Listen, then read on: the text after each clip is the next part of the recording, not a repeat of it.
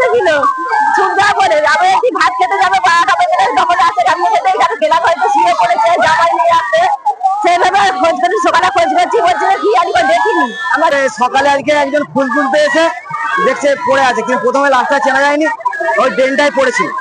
ড্রেনটায় পড়ে থেকে বাবা তোলা হলো, দেখা গেল বাবা খুব মদ্যপ অবস্থায় ছিলেন, নেশা পান করতেন। সেই সঙ্গে সঙ্গে ওনার নাকি হার্টেরও কিছু প্রবলেম আছে।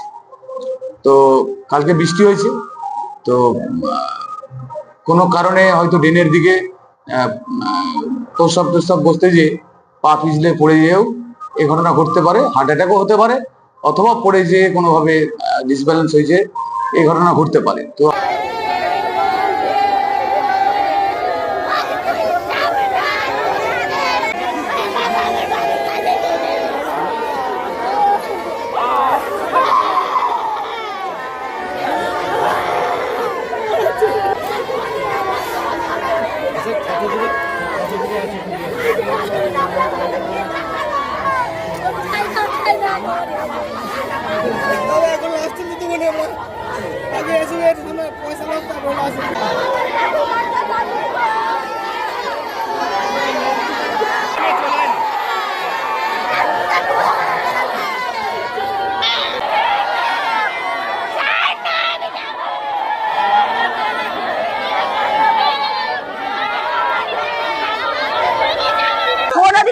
ক্ষতি করে নেছে কি করে জানবো, লোকের বিপদে ছুটে যায়, মদ খেয়ে একটু চেঁচামেচি করে সবারই বিপদে সে জানার কেউ ঝুলে যাবে না গো।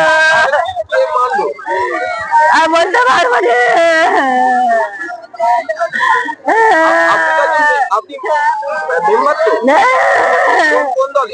তৃণমূলে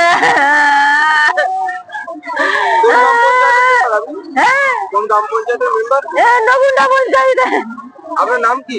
যাই না বাবা, ওদের বাড়ির সবাই খোঁজাখুঁজি করছে কিন্তু দেখা পায়, ঠিক আছে।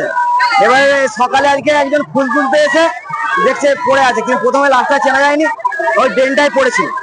ড্রেনটায় পড়ে থেকে বাবা তোলা হলো, দেখা গেল বাবা বলে কি কারণে ধরুন কি কারণে বলে রাজনীতি হিংসা। আমরা দলের দিক থেকে পুরো শান্তির বার্তা দিয়েছি চতুর্দিকে, আমাদের কর্মীরাও খুব শান্তির বাতাবরণের মধ্যেই আছে। প্রশাসনের কাছে বলবো যে উপযুক্ত নিরপেক্ষ তদন্ত, মৃত্যু মনেই যে সেটা রাজনীতিকরণ, মৃত্যু মনেই একে অপরকে দোষারোপ করা, এই রাস্তা থেকে প্রশাসনকে সরে আসতে হবে। প্রশাসন তার নিরপেক্ষ দৃষ্টিভঙ্গিতে তদন্ত করবে, করে দেখবে, যদি এর পিছনে কোনো কিছু কারণ থেকে থাকে তার যথাযথ ব্যবস্থা নেবেন, তাতে কোনো সমস্যা নেই।